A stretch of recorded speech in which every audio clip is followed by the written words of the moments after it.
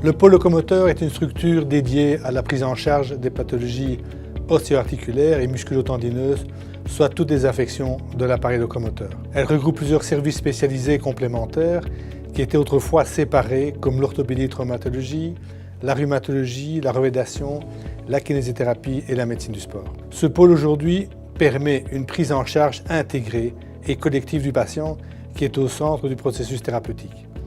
Cette structure représente à Delta une forte compétence puisqu'elle regroupe 56 orthopédistes, sans compter l'arrivée de 8 orthopédistes supplémentaires au 1er octobre prochain, 5 médecins physiques revalidateurs, 4 rhumatologues, 2 médecins du sport et près de 80 kinésistes et ostéopathes.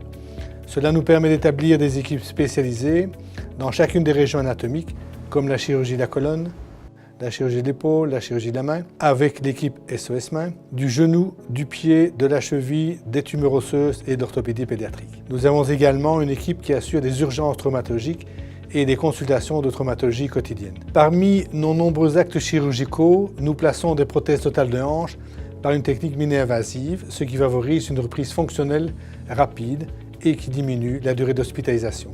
D'autre part, nous appliquons des traitements par régénérescence cellulaire pour des lésions articulaires et par facteur de croissance pour des lésions tendineuses. En hospitalisation, le pôle locomoteur occupe 4 unités, 2 unités de 30 lits pour l'orthopédie, traumatologie, 2 unités de 22 lits pour la revalidation, ce qui représente un total de 104 lits sur 500 lits à Delta. Nous avons également une prise en charge orthogériatrique dans les unités de gériatrie.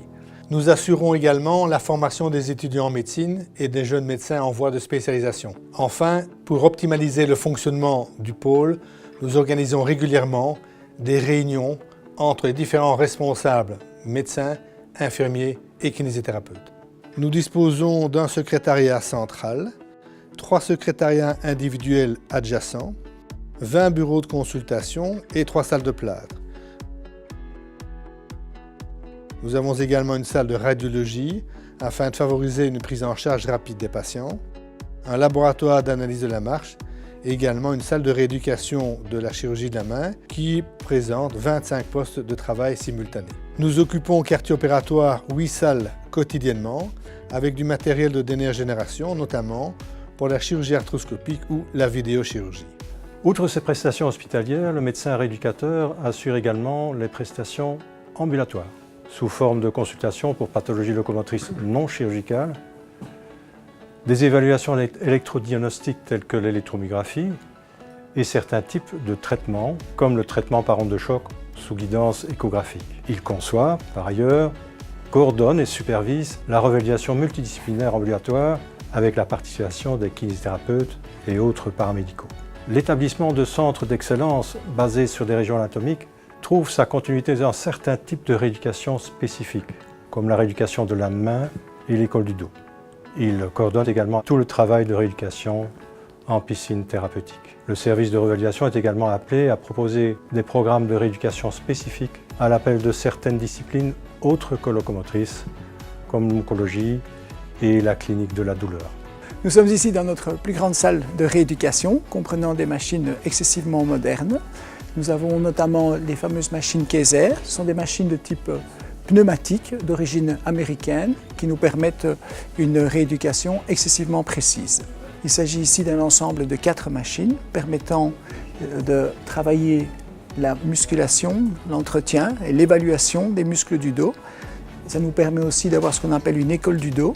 Donc avec un opérateur, nous pouvons contrôler 4 machines, flexion-extension, rotation et inclinaison du tronc. Donc nous disposons aussi d'une machine isocinétique. On a la chance d'avoir un système avec de nombreuses possibilités pour travailler l'ensemble des articulations majeures.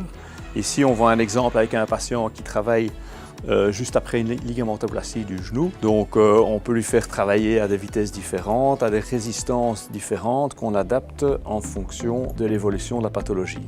En revalidation, donc, nous prenons des patients qui présentent des pathologies de l'appareil locomoteur, qu'elles soient musculo-articulaires ou neurologiques. Mais ces patients doivent avoir quand même un certain potentiel de récupération des fonctions physiques et cognitives pour que l'on puisse arriver à un résultat avec eux. Au centre de notre préoccupation, il y a le patient, autour duquel nous allons mettre en place toute une équipe pluridisciplinaire. Elle se compose bien entendu des médecins physiques et des médecins généralistes, mais également kinésithérapeutes, ergothérapeutes et infirmières qui font partie du quotidien de ces patients.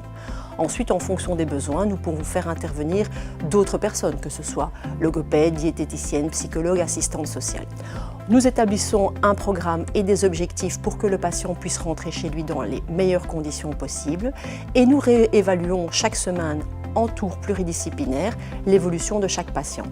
Selon les besoins, nous mettrons en place des aides pour le retour à la maison où nous organiserons d'éventuelles demandes de transfert ou de placement dans des maisons de repos.